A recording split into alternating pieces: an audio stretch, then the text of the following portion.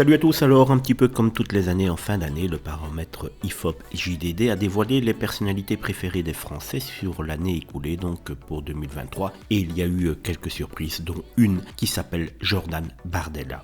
Ce classement qui compte seulement 18 femmes, et c'est Sophie Marceau qui se classe la plus haut, à la 15e place. Virginie Fira, elle arrive en 24e position, et il y a encore la présentatrice météo, par exemple, Evelyne Delia, qui ferme la marche à la 46e place. Côté politique, la seule personnalité, comme je viens de vous le dire, à faire partie de ce top 50 un petit peu particulier, c'est le président du Rassemblement national, Jordan Bardella, qui prend ainsi la 30e place du jamais vu selon Frédéric Dabi, le directeur de l'IFOP cité par le JDD.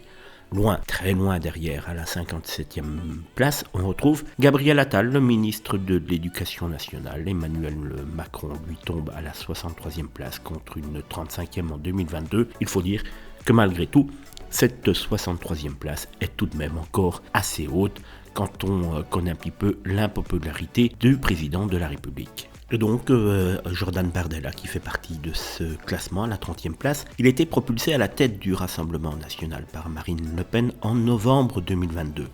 Jordan Bardella est donc la personnalité politique préférée. À 28 ans, celui qui est aussi député européen devance désormais même Marine Le Pen dans les sondages de popularité réalisés auprès des Français, une tendance confirmée donc par le classement annexe du JDD. Originaire de Drancy, en Seine-Saint-Denis, le président du Rassemblement national semble avoir rapidement conquis ses électeurs, jeunes et moins jeunes. En quelques années, Jordan Bardella est devenu une figure politique de premier plan. Il y en a même beaucoup qui estiment qu'il devrait être le candidat à la présidence de la République dans quelques temps, lors du prochain suffrage qui va arriver beaucoup plus vite qu'on ne le pense. Tête de liste du Rassemblement national aux élections européennes de 2024, il est crédité donc de 30% d'intention de vote, soit 7 points de plus que le pourcentage obtenu en 2019 par le parti, ce qui est assez énorme.